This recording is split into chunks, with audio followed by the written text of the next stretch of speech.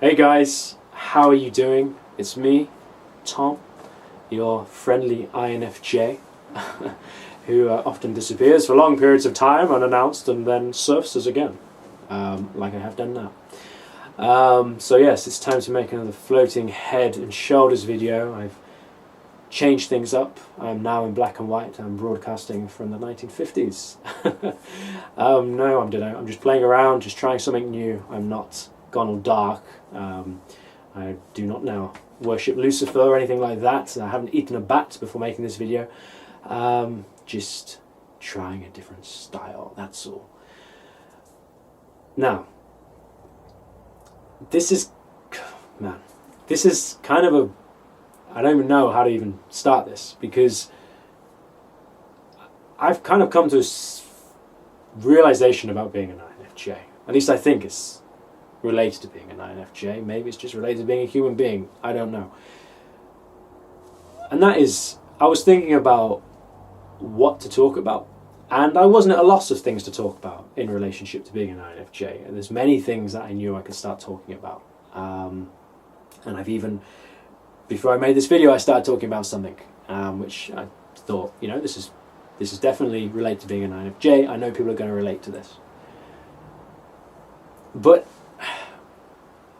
I can't help wanting to kind of go through the self. And I'm not even sure if I'm going to be able to explain this now. It might get really confusing. It might sound like a massive philosophical, existential mess. But the more that I try and talk about myself, and this is partly the reason why sometimes I've probably never got a YouTube, this channel kind of going smoothly or regularly. It's because there's something about it that feels strange, and I don't mean that in a sense of, oh, I'm worried about how I may be coming across. I mean, well, yeah, I am in some ways. That's definitely there, but it's in some senses confining to just talk about these things and using myself as an example. But on a deeper level, and I think what is actually kind of bothering me on a deeper level, and it's probably classically an INFJ thing, because even as I say this, the part of my self-analytical mind that is always so hyper-aware of itself is kind of whispering in my ear saying, man, you sound like such an INFJ when you're saying this. Which is, yeah, that constant self-awareness and hyper self-vigilantness kind of can get kind of tiring a lot of the times. But it's more to do with the realization that the self is a problem. It is a problem. It is such a puzzle. And sometimes I don't like just kind of making it appear like I've just figured something out, or I'm explaining something that is relatable, because it's helping to classify this INFJ personality, or whatever personality it may be, or whatever you feel related to, into some neat classification. And I'm not saying that because from a kind of a personal place of feeling precious and like, oh, I don't want to be confined to this. Not at all. I honestly don't care. And I actually quite like the confinement or any kind of explanation, because when I watch other people talk and they say things that they believe is a representation of their personal individuality, it's sometimes I'm like, well, actually, what you're saying is exactly because this is happening in your mind. You know, I enjoy that. I enjoy kind of piecing the dots together. But even so, I guess what I'm trying to get to, I knew this wasn't going to make any sense, was there's so much more that goes on. There's so much more going on. You know, it's like even these layers of personality or being an INFJ. It's a layer. It's exactly that. It is a layer of which there is something else that lies beyond it. And the only reason that we kind of came to this understanding, this Myers-Briggs personality understanding, is because certain people started to question what it was to be a human, and also what it was that made our personalities what they were, and they went deeper and deeper, and so they could discover this. But there's other people who have gone beyond that, and they've gone even deeper, and they've discovered other things. And that's when you start to get an entire different kind of topic, and things can get, well, I find it fascinating, but I know it's a topic that people have so many opinions on, and usually it's a can of worms if you ever open it. But yeah, I'm finding that for me to live true to this INFJ mind of which I have, that is the kind of stuff I feel much more drawn towards actually talking about and exploring. Now, what bugs me is at the same time I understand that if I start talking about those things, it's kind of, I am being a typical INFJ in a way, and I don't know why that bugs me. It's more the fact of I can't escape from my own self-analysis. I can't stop psychoanalyzing myself. It's happening all of the time, and I dare say that it's something that is happening to you a lot of the time if you are too an INFJ, which I know you probably are if you're watching me now. So it is, in one sense, I think it is a desire to escape this. It is a desire to escape this heightened level of self-consciousness, because in some ways it gets in the way of being able to just enjoy existence or enjoy being a being. It's a double-edged sword. It gives you the ability to have a level of insight and a depth of insight into certain things, especially anything that surrounds the human being, which in my belief, if you get to the deepest insights of the human being itself, it begins to explain existence itself.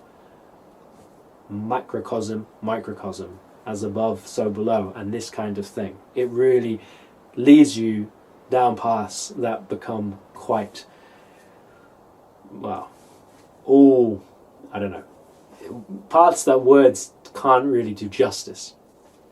And that's kind of my bag, really. That's kind of, that juncture point is the place that I feel most at home in trying to explore and trying to think about.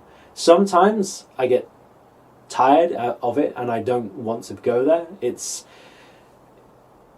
something that, for me, and again for you, I dare say, is a balance point. It's like you have a path that leads towards knowledge, and then you have another path that seems to lead in the opposite direction. And a lot of the times it feels like you're having to choose between, do I go towards knowledge? Do I try and get to the answer that will finally explain all of this self-analysis, all of this mystery of impressions that I am assailed with constantly, and neatly be able to explain it and present it to myself, and then I can have closure. I can have closure from existence itself. I understand what it's all about. Boom, I'm done, I'm good, I can go. I don't have to come here anymore. Or do I go down another path which is a completely different style of experiencing this existence? A path that is more about throwing caution to the wind, not caring about needing to know, and instead just setting sail into the distance and seeing what happens. And kind of, in a way, going back to the childhood way of being, trying to reconnect to that nature of awe and excitement and enjoyment and innocence in a certain way, to be able to say to yourself that even if the answer is there, I need not know it, because there is also something of great value in this other way of being. But the problem is, I won't know what that is until it happens. Where knowledge gives me, at least it seems to give me, a certain degree of certainty that there is an answer, and all it is going to take is for me to continue down this path long enough until I find it. I don't know if I'm making sense or if you can relate to what I'm saying, because I know it sounds kind of pretty abstract. But hey, we're INFJs, and I think the abstract is the kind of the area we feel most at home in. At least I do. So what does this mean in kind of real speak, or in the narrow, confined perception that we are all privy to through this individual thing going on that we're experiencing now? What does it mean? What does it mean? Well, I'm still trying to figure it out for myself, to be honest. But I guess for an INFJ, it means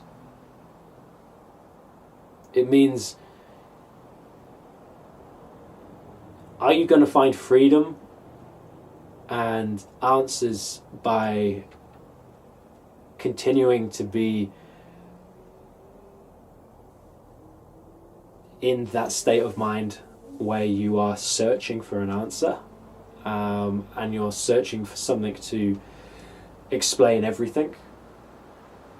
Or are you going to be more happy if you put that to the side and you make peace with just living life as it is? Now, I'm just going to say now, from my experience, I've found that I can never really get away from this dynamic. There are times when I have an experience of living just in the now, with no cares, no worries. I don't need to know the mysteries or the secrets of existence. It seems to be there talking to me right now. I'm immersed in it. And then I'm always amazed just how quickly I can come out of that. And then I find something equally as tantalizing in the opposite, which is discovering wisdom and knowledge that has been known for centuries and thousands of years, and which gives a crystallized picture to something that often seems so chaotic. And there is a beauty in that as well, and I feel very drawn towards that. And there's a quality to that a lot of the times it feels like, I don't know, it's tantalizing, it's seductive. The knowledge and the potential that knowledge will give you in many different areas of life, and it's like, yeah, there's something, and it's just interesting, it's fascinating, it's magical, it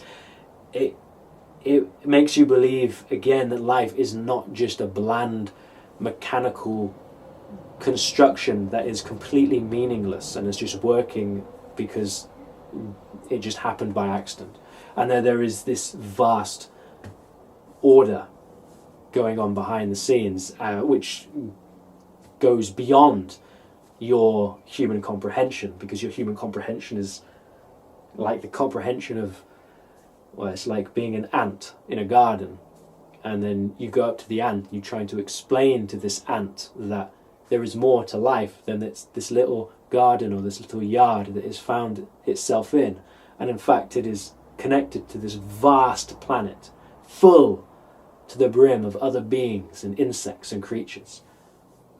The ant cannot comprehend that. It is just not capable of comprehending that.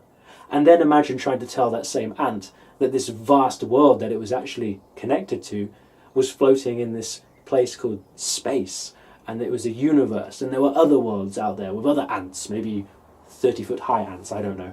But basically what I'm saying is, to the tiny perceptive abilities of this ant, such a realization and such knowledge isn't possible. Not as it is. Human beings, again, there are things that we can't comprehend at the level of human sense perception.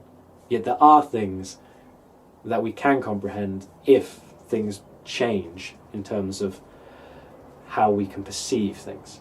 But that is bound up in so much dogma, in so much misinformation, misunderstanding, and in some ways it's not necessarily helpful, useful, or even safe for people to get involved in.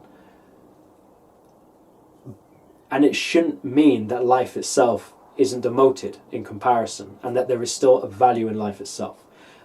So what I'm basically trying to tell you guys is, this is something I struggle with a lot of the time, is trying to negotiate this and having moments of feeling so innocent, childlike joy in life itself, in the simple things, and then yet knowing deep down that such experiences are fleeting and that they will soon be gone forever. And I guess it is the corresponding emptiness or the sadness that arises with that realization that then draws me back down to this wanting to know everything now before it's too late, to get the answer, to find the gold at the end of the rainbow, and trying to find a way that you can somehow balance those two things. Now, I've come across information from people and from INFJs who I highly respect, who seem to answer that question. And I guess I'm still in the I'm still exploring their advice as a way to see what happens, because I've had glimpses of what potentially can happen and how it feels for an INFJ when they find something that on the outside doesn't seem to offer what they're looking for, but if they can trust in it, suddenly you are gifted that which you were always searching for, and you realize it was always there before. And because, well, anyway, I'm going to stop talking now, because I'm just going to go off in a huge, quite esoteric, metaphysical diatribe, I guess, diatribe, whatever that word is, which maybe I'll go into in my next video, because that honestly is kind of the stuff I really like to talk about, and probably the thing that engages me the most and impassions me the most to talk about. Because although it might seem very abstract, there's definite relevance in it compared to what's going on at the moment in the world, and also what's happening in our day-to-day lives also. So there we go. I don't know how they came across. I don't know if you understood a word I said. I'm not even sure what to make of it myself.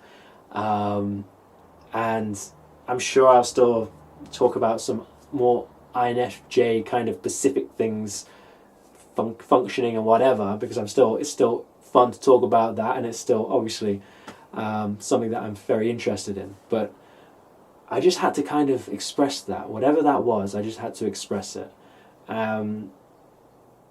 So there we go. And I already know what people are going to... It's just so INFJ. And can we ever escape that self-awareness, especially when you learn you're an INFJ? It gets even worse, because you're like, did what I say, have I just literally just said something that is just so, stereotypically INFJ? Yes, I have. I've just done a massive philosophical waffle. But there we go. It is what it is, and the reason why it is what it is what's really interesting, because there's something beneath that could explain all things. Anyway, bye. I gotta go now. I'm wasting your time.